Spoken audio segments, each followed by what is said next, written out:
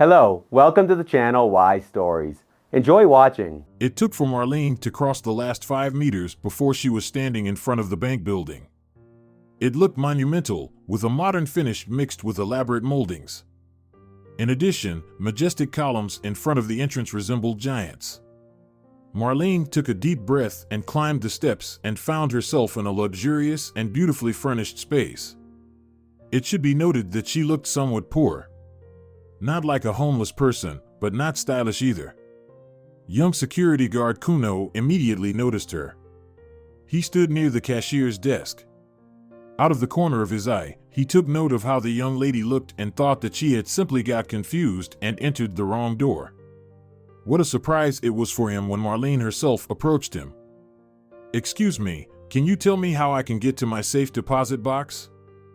Only important, well-known clients usually wondered about it and asked such a type of questions. Frowning, Kuno looked her over once again and even doubted that a woman in such modest and cheap clothes could have anything stored in a box here. However, he couldn't dismiss her based solely on appearance. So, the security guard had no choice but to escort her to the bank manager. Guillermo Samaro was a stern and, at times, hot-tempered man. Greed and a passion for gambling prevailed in his character. Moreover, he often behaved uncivilized. Many people disliked him, but management valued him because Guillermo flawlessly carried out his work. At least that's how he presented it. Furthermore, he accepted assignments that made other employees' blood in their veins run cold. He would visit addresses and recover debts from delinquent borrowers, employing his own elaborate methods. That's why he was treated this way in his team. However, despite the resentment and disapproving glances, the matter remained there. Kuno led Marlene to the manager's office and cautiously said, "Here. She seems to be looking for you, Guillermo Samaro. What do you want?" The manager asked sarcastically and with mockery in his voice. "I would like to access one of the safe deposit boxes," Marlene replied uncertainly and nervously. "Strange, but I've never seen you among the clients of our bank," Guillermo remarked. "I have the key." "It's the 12th box," Marlene replied, now more calmly. The manager raised his eyebrows as he was surprised that some beggar, and that's exactly what she looked like, had come to check on a safe deposit box. "Well, let's go," he gestured, inviting her into a specially secured room. Inside, they went through several security systems. Then Guillermo checked the numbering of the boxes and was slightly taken aback. "Well, it's an old deposit box. No one has approached it for many years." It could be suggested by his tone that the manager had never seen the true owner. "It's an inheritance from my mother." "Here's my key," Marlene added. "Great," Guillermo responded. This box had indeed been rented a long time ago, or the manager knew nothing about it. He had come to work here later. Starting as a simple guard, he had worked his way up to his current position. He helped open the box, but he didn't leave the room, even though he wasn't supposed to be present. However, Guillermo disregarded this rule and stayed. Marlene carefully opened the safe deposit box. Inside there was an intricately carved jewelry box.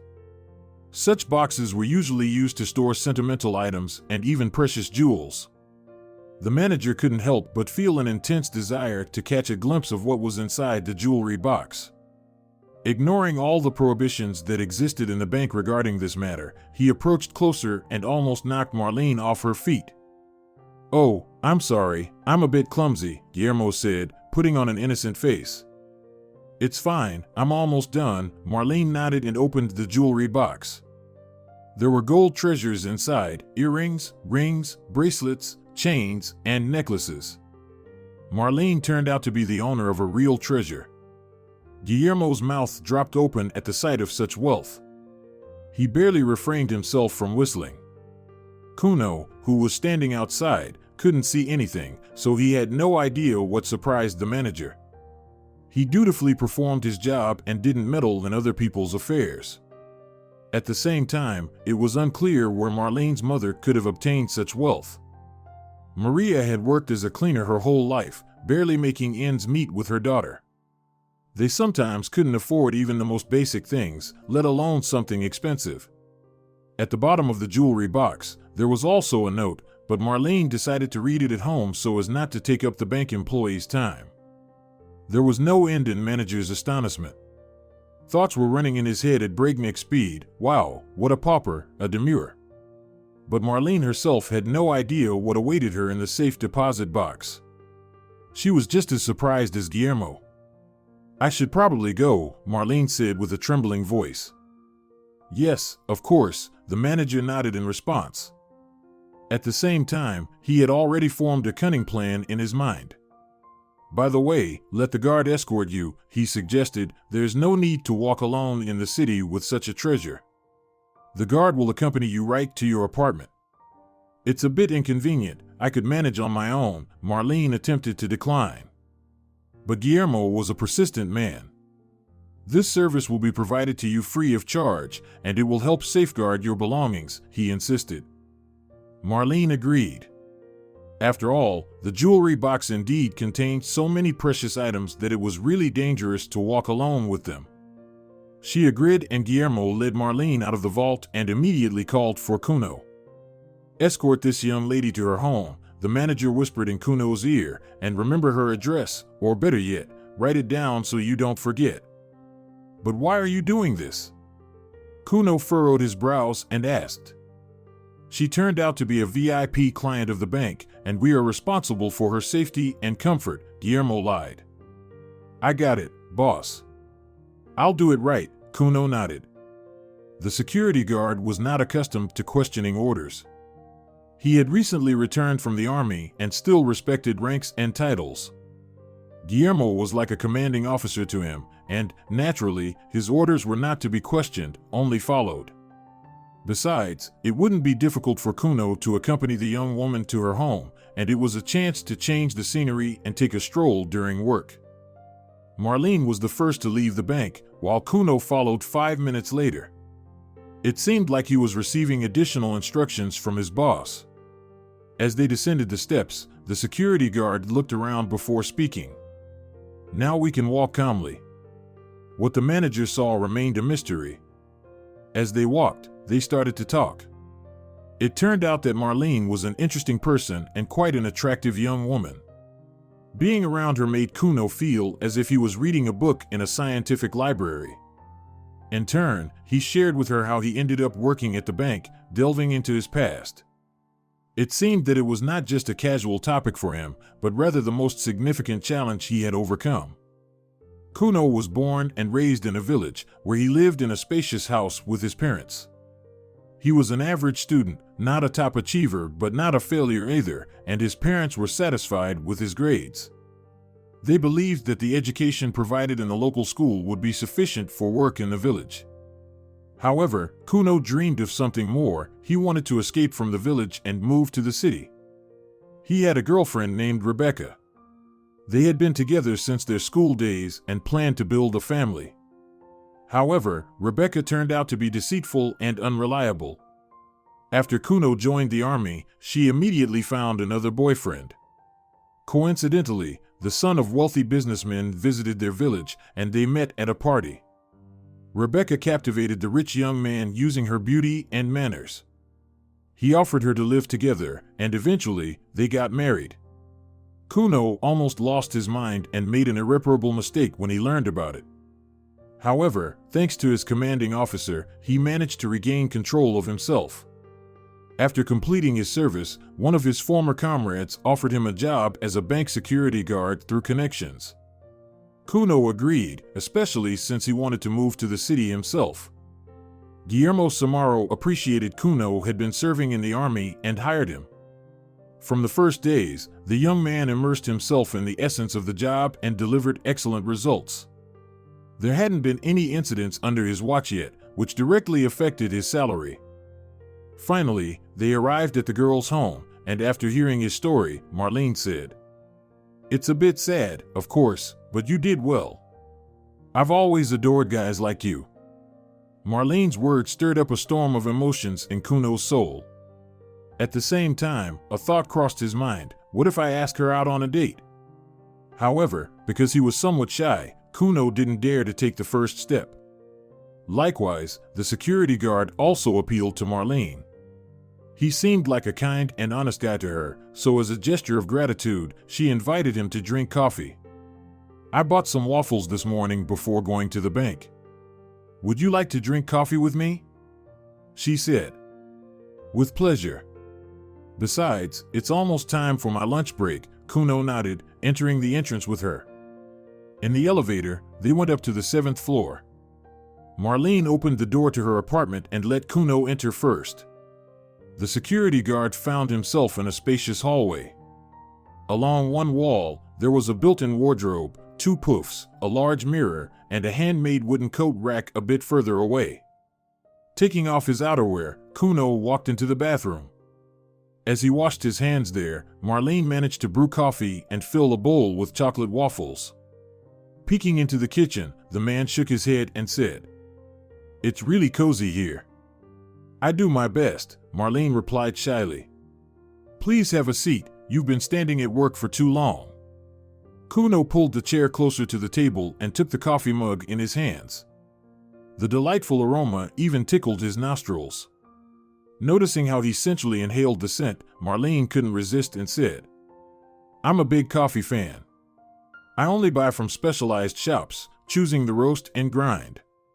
Of course, it's not cheap, but it's worth it." Marlene waved her hand dismissively.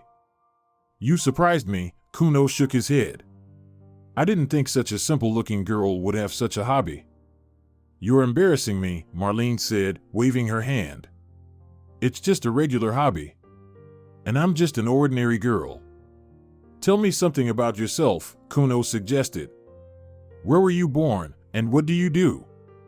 "All right, why not?" Marlene agreed, taking a sip of freshly brewed coffee.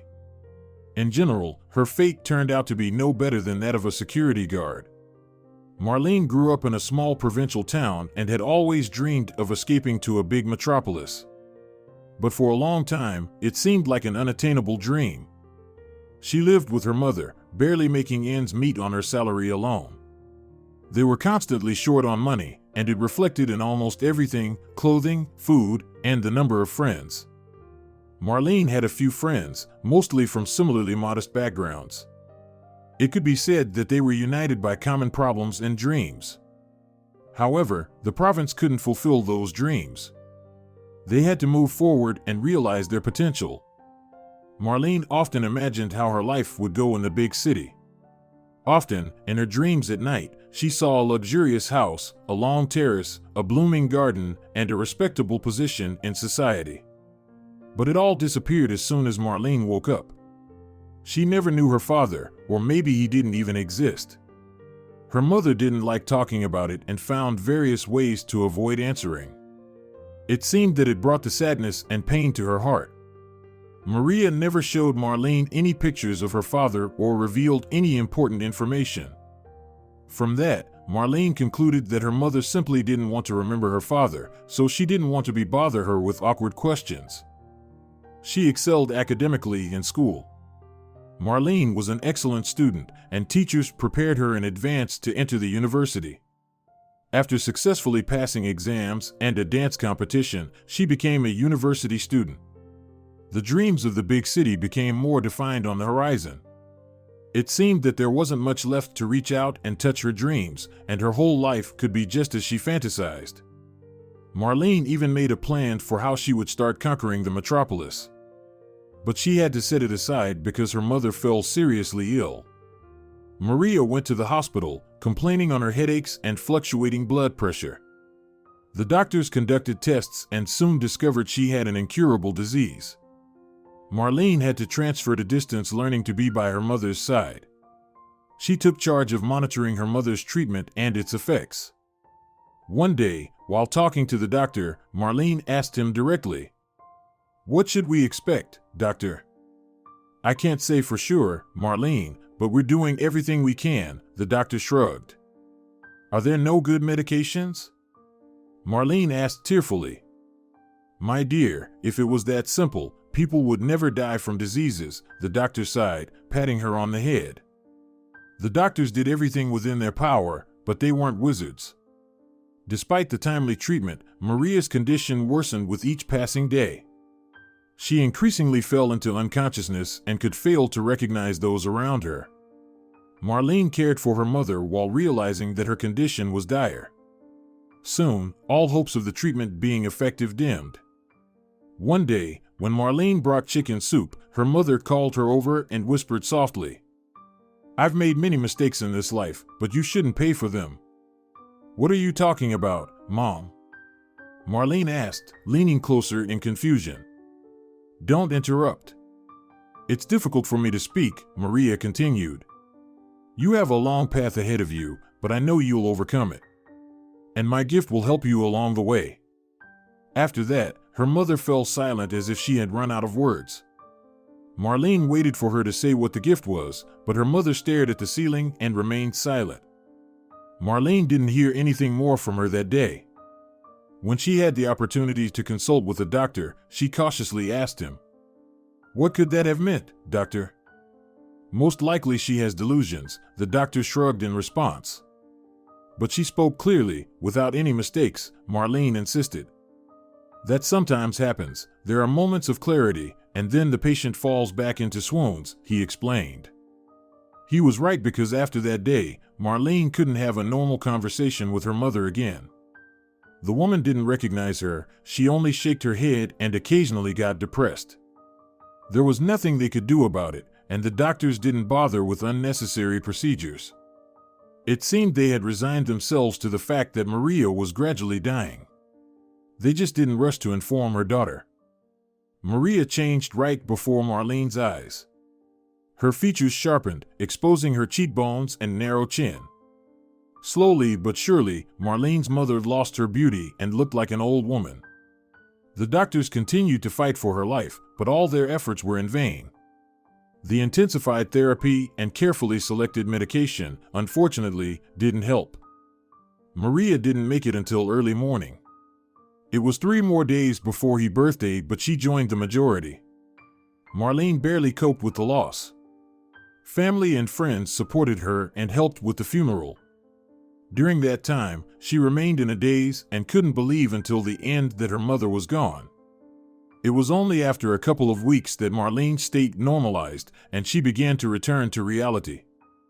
She had to keep living and, at the same time, address pressing matters.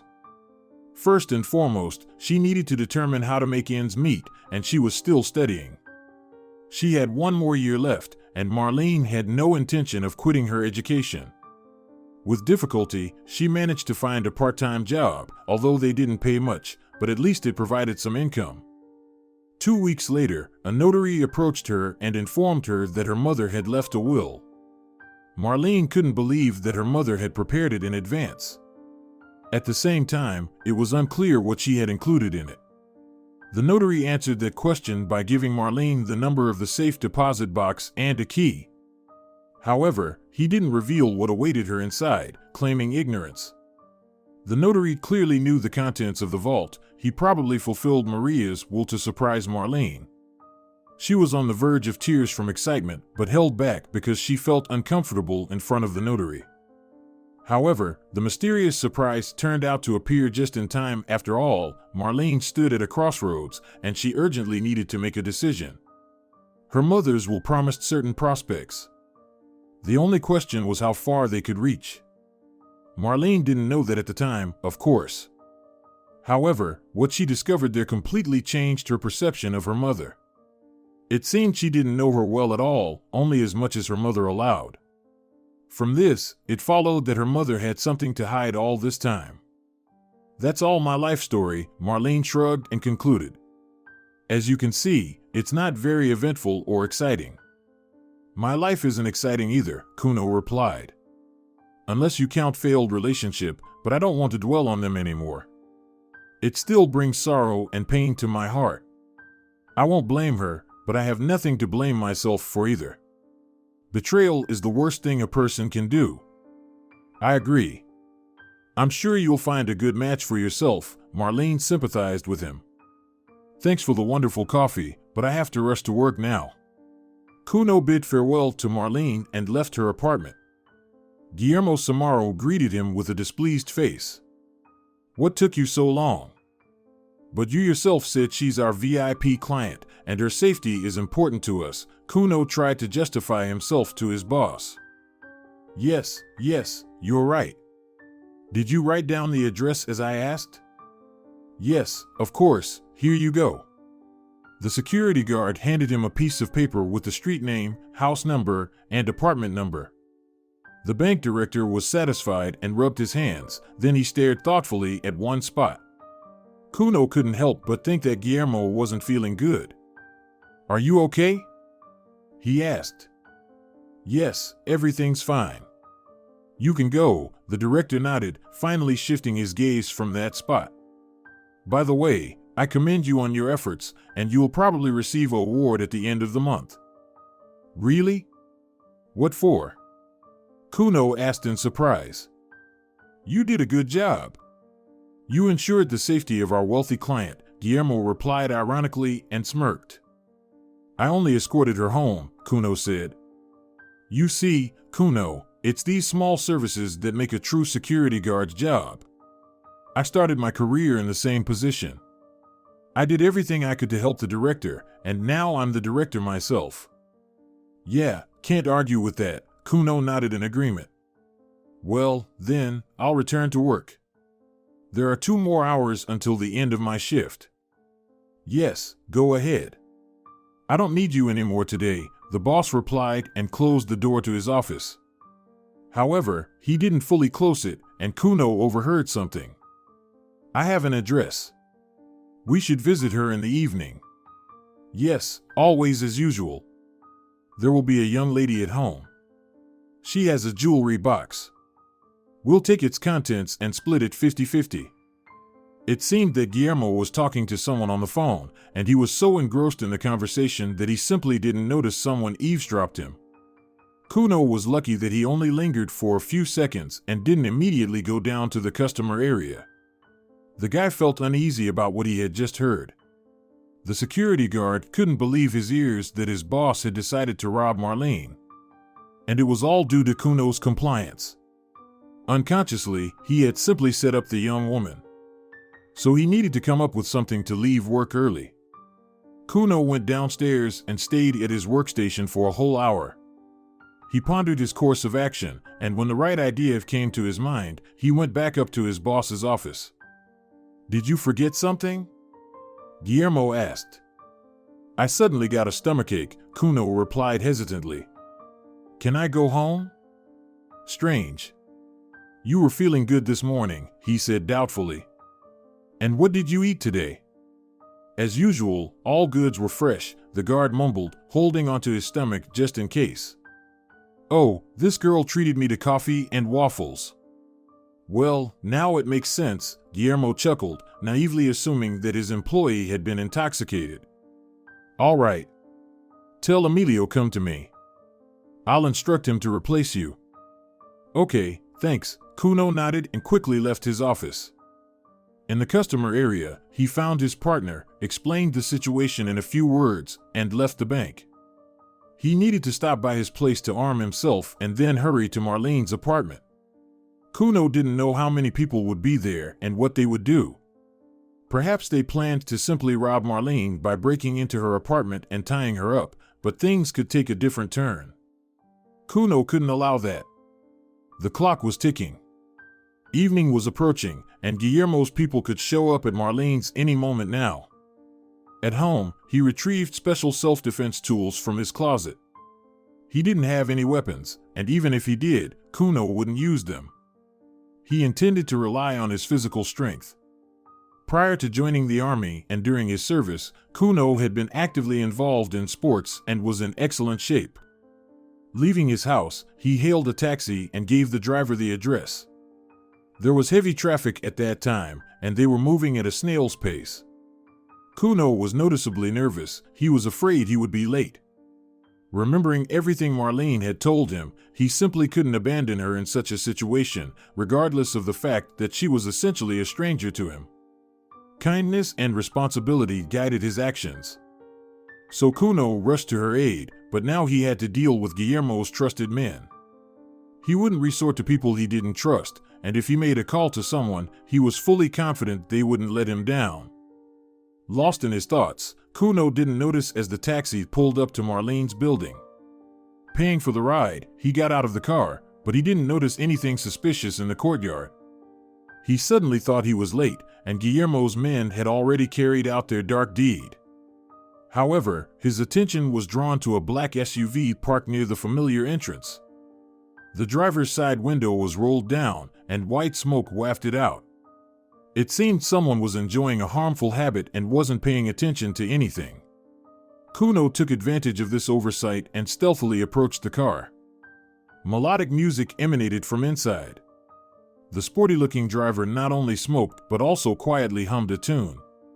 Smiling to himself, Kuno circumvented the vehicle, keeping low to the ground, and then sneaked into the entrance. Ignoring the elevator, he walked up to the 7th floor. It was quite there, as in the apartment. At least, no sounds were coming from inside.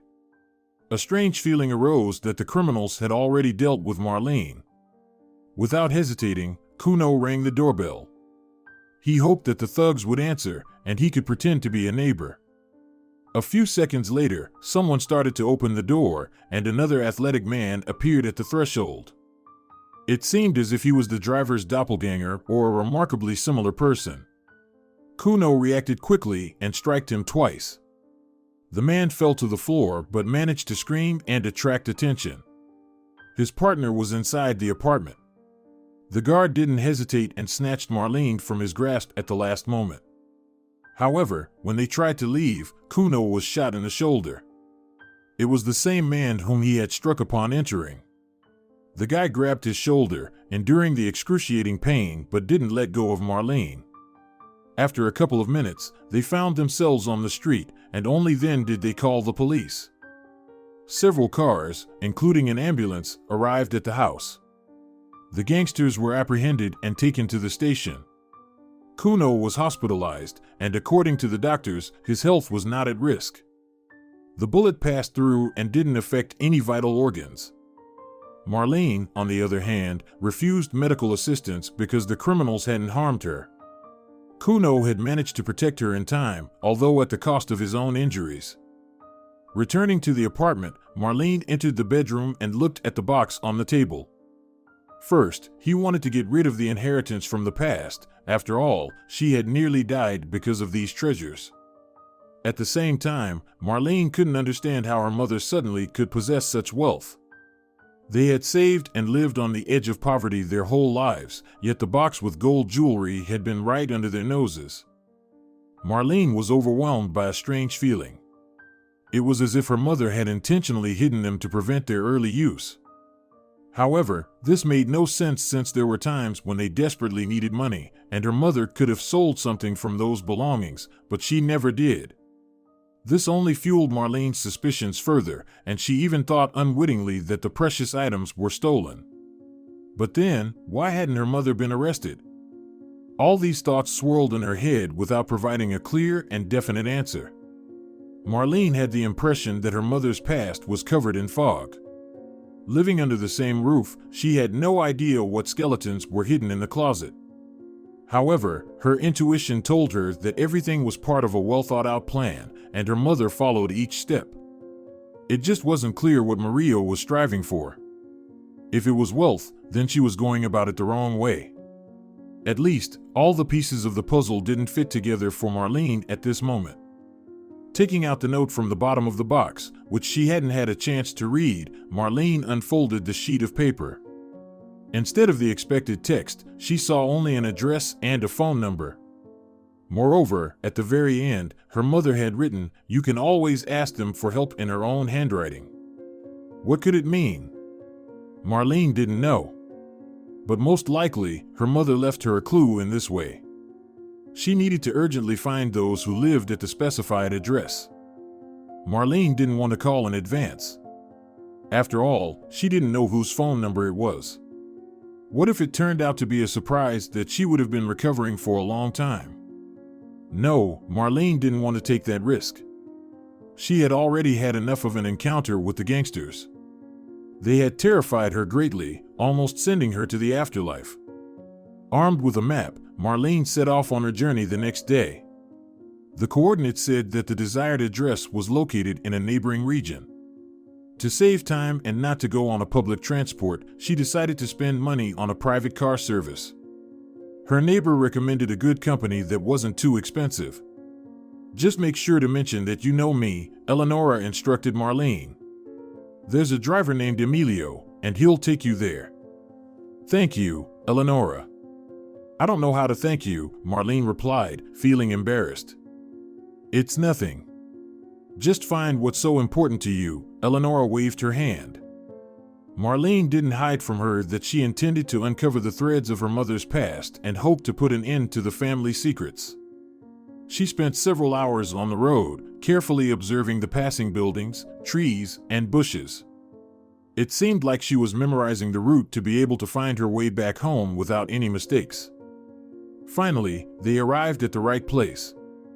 It was a small town, but with elite houses. Perfect cleanliness prevailed around, and for a moment, Marlene thought she had crossed the border. They passed the city limits and entered a compact village with all the benefits of civilization. It didn't boast majestic castles and palaces, but there were still richly decorated houses present. Emilio, the driver, dropped Marlene off at one such 3-story mansion. "That's it, we've arrived," he said, turning to her. "Yes, thank you for the ride," Marlene nodded, expressing her gratitude for the comfortable journey. Waving goodbye to him, Marlene approached the mansion. It evoked mixed feelings in her. It felt like stepping into a fairy tale, and she expected knights to appear at any moment. Closing her eyes for a brief moment, she imagined herself as the queen of this mansion. However, she couldn't understand why her mother had given her this particular address. She looked at the extravagant structure and got to know that clearly rich people lived here. Yet, she had no connection to them. At least, her mother never mentioned them. Luxury and wealth didn't align with Marlene's past. She couldn't even recall any bright moments in their lives. But before Marlene could get any closer to the mansion, a smiling woman in her 60s approached her. She wore a beautiful and expensive dress, extending her hand for a greeting. "Good day, dear," the woman said. "My name is Dominica. I'm the owner of this house." "Hello, I'm Marlene," she replied. "But I don't know you. I was only given this address, or rather, it was indicated in a note. It was left by my mother, Maria Reyes." Marlene handed her a small piece of paper from her box. As Dominica looked at the note, her eyes widened. By the look on her face, she recognized the handwriting. Taking Marlene's hand, she led her into the house, handing her a handkerchief and wiping away her tears. Inside the mansion, Marlene saw opulent decor. She had only seen such displays of luxury on television. There was an entire art gallery, a marble floor, and antique oak furniture. It felt like a dream to Marlene, but she knew it was all real. Dominica, the homeowner, invited her to the dining table. It was also made of expensive wood and adorned with exquisite artwork.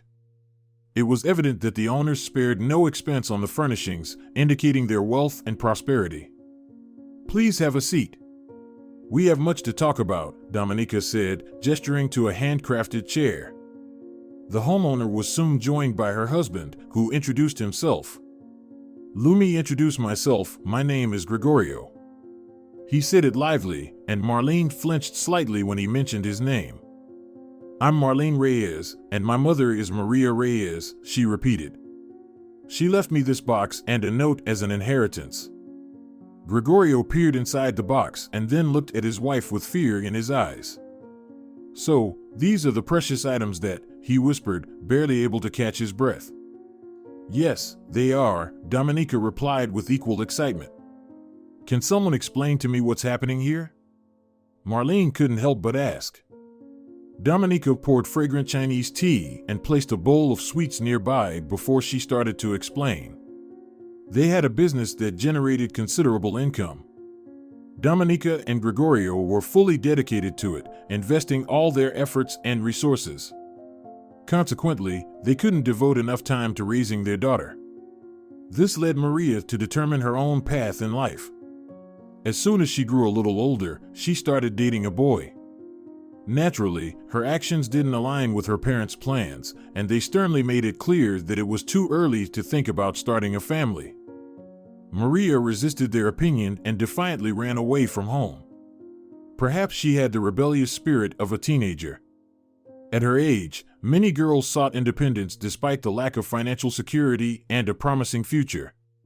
She considered herself a bride and didn't want to listen to anything else. Her parents tried to convince her otherwise, but it was in vain. Maria distanced herself further from her parents until she completely severed all ties. And her parents couldn't bear it. They simply accepted that their daughter was lost and they needed to come to terms with it to avoid tormenting themselves with guilt. "We wanted a better future for Maria, didn't we?" Dominica lamented.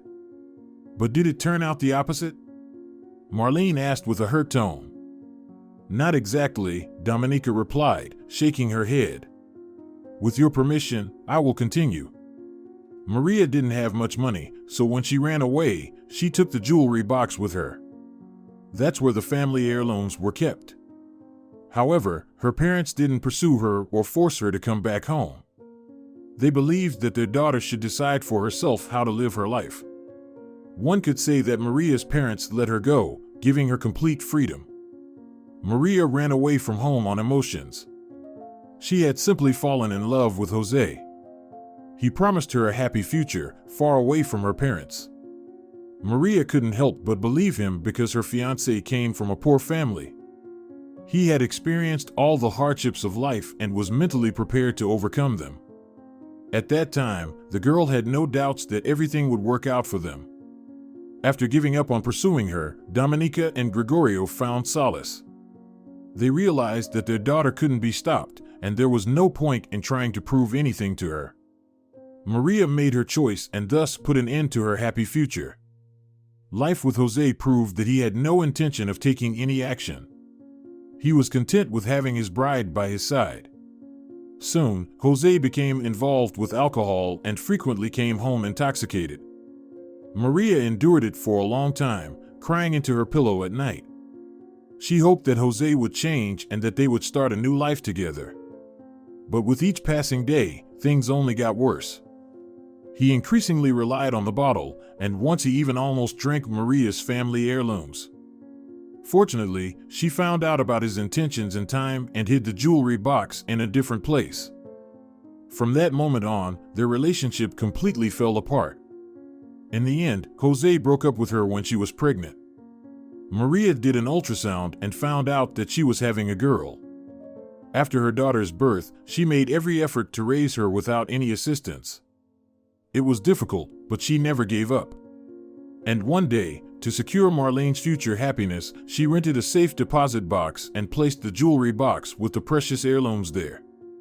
Time passed, and Maria never thought of using the treasures. She thought about the jewelry box, but every time she told herself, "No, this is for Marlene." And even when she fell seriously ill, she still couldn't even bring herself to take some pieces of the precious items. Maria's courage was truly admirable. Despite knowing that there was a chance to improve her health or at least delay the inevitable end, she didn't use them. She remained silent until her last breath, refusing the chance to live a little longer.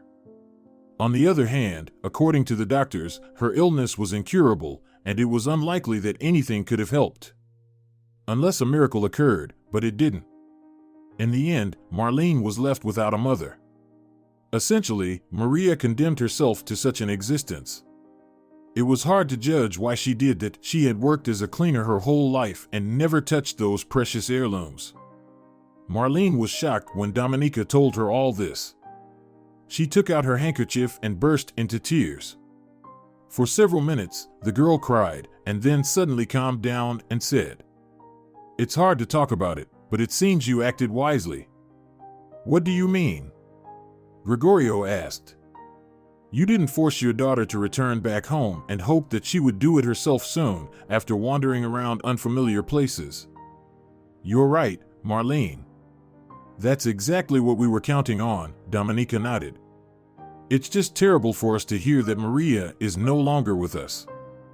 Getting up from her chair, Dominica walked to the window and leaned her head against it, lost in thought. Gregorio also got up and approached his wife. He embraced her shoulders and whispered, "We're not to blame for what happened. No, we are to blame. Because we didn't give her the opportunity to get married." Dominica objected. But he turned out to be an alcoholic. So what? Maybe things would have turned out differently if we had helped, his wife continued to insist. That's not true. Their family would have fallen apart anyway, Gregorio tried to convince his spouse. Maybe you're right, Dominica finally agreed. We wouldn't have been able to do anything. But now we have someone to give all our love and care for. They both looked at Marlene, and a minute later, they embraced her together.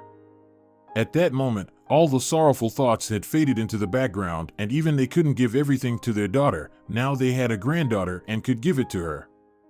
Marlene also embraced her grandmother and grandfather, unable to believe in such happiness. "To be honest, I didn't expect that this is the inheritance my mother prepared for me," she said when they sat down at the table for lunch. "She knew what she was doing," Dominica replied. "What are you doing for a living?" "I'm finishing my studies at the university, and then I want to work in my field," Marlene confidently stated. "Well, it's commendable that you're thinking about the future," Gregorio said with a smile. "Do you have a boyfriend?" "Not yet, but there's someone I have my eye on," Marlene replied, squinting her right eye. "Maybe you could introduce us?" Gregorio suggested. "Oh, stop it. We've just found our granddaughter, and you immediately want to know everything about her," Dominica scolded him. "Be patient and don't pester her with questions." From that day on, Marlene's life began anew, free from problems and worries. She no longer had to count money and scrape by with random jobs. She spent a few days as a guest in their home, trying to adjust to her new life, but eventually realized that it's best to pursue her goals on her own. However, she didn't reject the support of her wealthy relatives, especially since her grandmother and grandfather were just starting to get used to her. They even asked Marlene to show them where Maria's grave was. Arriving at the cemetery, Dominica and Gregorio spent nearly half an hour by the grave. The couple stood silently, gazing at the modest monument. It was a difficult trial to endure, and they struggled to suppress the urge to break down and burst into tears right there. A day later, Marlene returned to the city to begin her search. She wanted to visit Kuno and find out how he was doing. The guard, to be honest, was surprised when she showed up. "I thought you forgot about me," Kuno said after Marlene entered the hospital room. "Why would you say that?" She replied with a smile. "I was just running errands and found my relatives. Can you imagine?" "Interesting. So you had no idea about any of this before?" he asked, surprised. "No. Mom didn't tell me anything," Marlene replied, shaking her head. "I just realized now how many secrets there were in our family." "What are you talking about?" "Well, that Mom deliberately kept the truth hidden," Marlene answered. "It turns out we were living in complete poverty while having the means to have everything we needed." "So, is all this because of the jewelry from the safe deposit box?" Kuno asked with a smile. Not only that, Marlene waved her hand in response. She briefly told him about her trip to another city and didn't hide the fact that she was deeply shocked, especially by the fact that her mother's parents didn't try to find their daughter. She understood that they had their reasons, but logically, you couldn't abandon your own child in need. Marlene believed that pride was present both from her now grandparents' side and from her late mother's side. After listening to her story, Kuno presented his arguments. "I had a similar experience in my life. I also ran away from home once and spent several days in the woods. There was a hunter's cabin, and that's where I slept. I even cooked food over a fire. It turned out that my parents knew where I was right away but didn't come to get me. They decided to give me an opportunity to test myself." "So, do you mean that my grandparents," Marlene began her question but didn't finish it. "Yes, that's right. It seems they also wanted to test your mother's strength," Kuno concluded the logical chain. "Don't hold a grudge on them. After all, you don't really know what happened in their lives when their daughter ran away from home. Just in general terms. That's what they told me. Marlene shook her head. Well, that's why I advise you to accept everything as it is, Kuno suggested, summarizing the topic. I'm sorry, I completely forgot. What did the doctors say? They said they'll discharge me soon, but I'll have to stay in bed for another week, Kuno replied cheerfully. I'll come to see you every day if you want, Marlene whispered softly and looked into his eyes intently. I do want it, Kuno agreed. Marlene took care of him, juggling her studies and trips to the hospital. The wounds turned out to be painful, and the doctors recommended that he continue to stay in the hospital. After some time, Kuno's parents arrived. They were shocked to learn that their son had been injured. Son, why have you chosen this job? His mother sighed heavily. I like it, her son replied briefly and succinctly. Dad, at least say that it's my choice.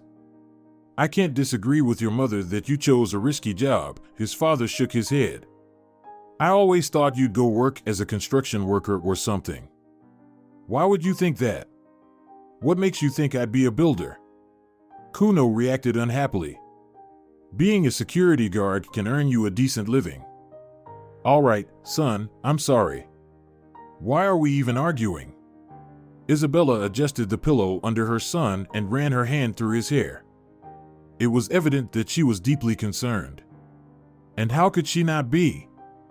After all, she and her husband had almost lost their only son. And even though he was already independent, a grown man living on his own, he was still their beloved child. Tell me, did you suffer for good? The father asked with a heavy sigh. Well, Kuno hesitated with his answer. It wasn't directly related to my duties. I don't understand. Weren't you protecting the bank's security? The mother interjected. No. I saved a girl's life, Kuno replied, shaking his head. And who is she? Lorenzo asked. You'll find out soon. Marlene should be coming any minute now. Glancing at the clock, Kuno suggested they wait a little longer.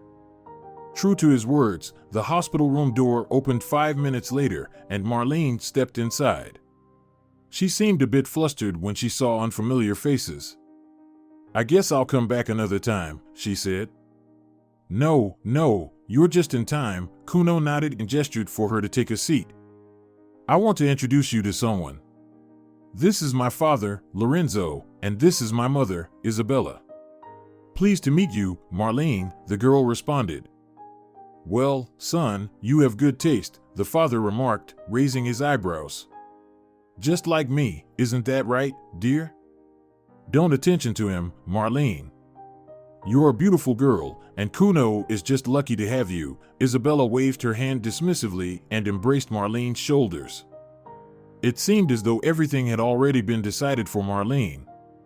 On the other hand, she also felt a strong attraction to Kuno. She had liked him from the moment he escorted her home. But she wanted to get to know him better. However, on that day, Kuno had rushed back to work and hadn't asked for her phone number. After meeting Kuno's parents, there was no doubt in Marlene's mind that they would become a couple. Marlene scheduled her visits during Kuno's visiting hours so they could enjoy walks in the park located on the hospital grounds. There was a beautiful pond there, and they could feed the ducks. Kuno gladly tore small pieces of bread and tossed them to the birds. They swam closer, flapping their wings, gratefully accepting the treats. They were happy together. One could say that they had found each other with loving hearts. Marlene would melt in Kuno's embrace.